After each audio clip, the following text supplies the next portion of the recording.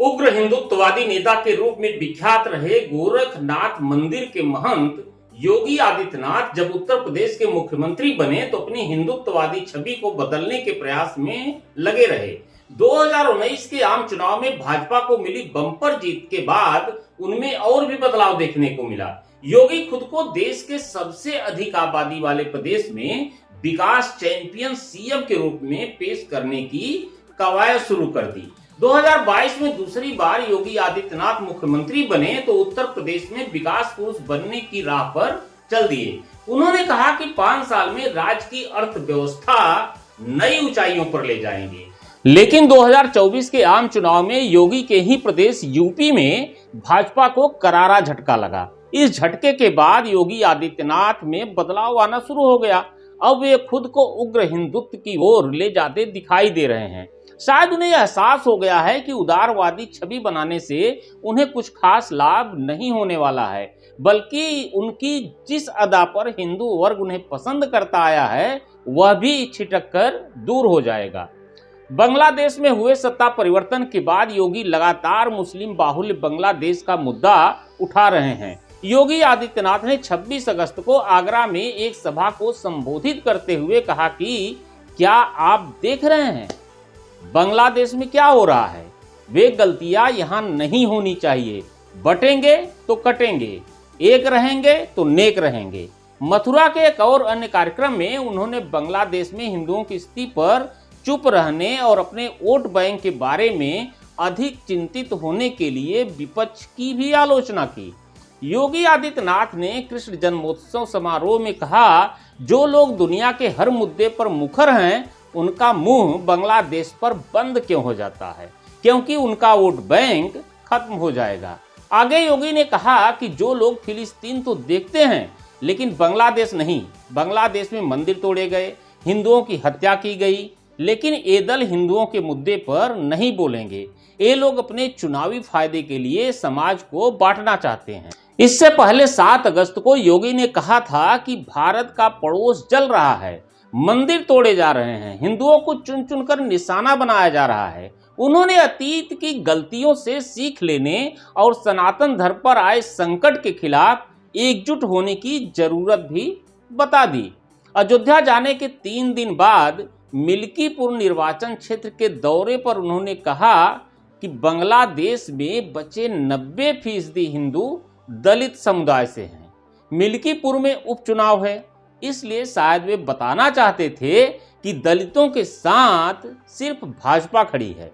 योगी ने कहा कि जिनके मुंह सिले हुए हैं वे जानते हैं कि उनका वोट बैंक नहीं है, लेकिन वे हिंदू हैं। हम सब की जिम्मेदारी है कि हम उनके दुख में साथ दें। बांग्लादेश में हिंदुओं पर अत्याचार पक्ष या विपक्ष का मुद्दा नहीं है, बल्कि यह मानवता का मुद्दा है और मानवता की रक्षा के लिए आवाज उठाना हमारी जिम्मेदारी है। हम जीवन भर इस जिम्मेदारी का निर्वहन करेंगे। मुख्यमंत्री योगी आदित्यनाथ हिंदू वोटों के ध्रुवीकरण की राजनीति पर वापस लौटने के फैसले से हैरान होने की जरूरत नहीं है।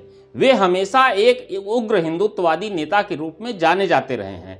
अतीत में भी वे लव जिहाद, 3 तलाक, गौ हत्या जैसे मुद्दों पर प्रतिबंध लगाने जैसे उनके बयान काफी चर्चित रहे हैं। विधानसभा उपचुनाव से पहले हिंदुत्व के राजनीति की वापसी अप्रत्याशित भी नहीं है। आगामी उपचुनाव भाजपा के लिए एक महत्वपूर्ण परीक्षा है, क्योंकि राजनीतिक रूप से महत्वपूर्ण राज्य में 2019 के लोकसभा चुनाव में उनकी सीटें 62 से घटकर इस साल 33 रह गई। दूसरी तरफ समाजवादी पार्टी प्रदेश की 80 सीटों में से 37 सीटें जीतकर यूपी में बड़ी पार्टी बन गई। अब योगी आदित्यनाथ लोगों को बताना चाहते हैं कि हिंदुत्व को लेकर उनका नजरिया बदला नहीं है।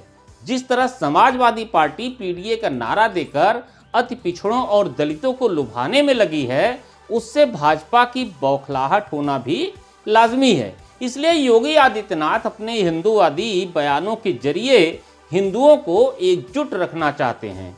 इसका एक कारण और भी है। यह सर्वविदित है कि मुस्लिम समुदाय भाजपा से योजनाओं का लाभ लेने में भले ही पीछे नहीं रहता, किंतु वोट देते समय वह यही सोचता है कि जो भाजपा को हराएगा वोट उसी को देंगे। अभी पिछले दिनों सहारनपुर में एक मुस्लिम भाजपा नेता के निधन पर मौलवी द्वारा फातिया न पढ़ने का मामला प्रकाश में आया था। लोग विरोध में थे, उनका समाज विरोध में था, क्यों भाजपा में क्यों है।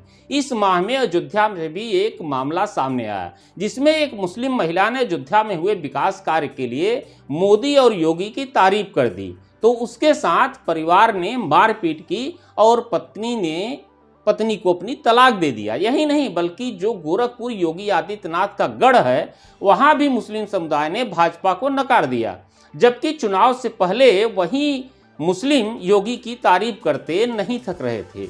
योगी आदित्यनाथ शायद यह भली भांति समझ गए हैं कि मुस्लिमों को लुभाकर भाजपा अपने पक्ष में नहीं ला पा रही है। मुस्लिमों को अपने पाले में लाने का हर प्रयास विफल हो रहा है।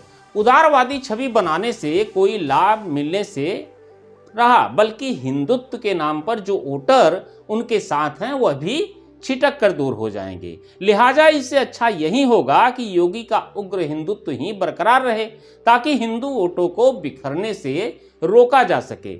योगी का यह कदम विधानसभा चुनाव 2027 से भी जोड़कर देखा जा रहा है। धन्यवाद, नमस्कार।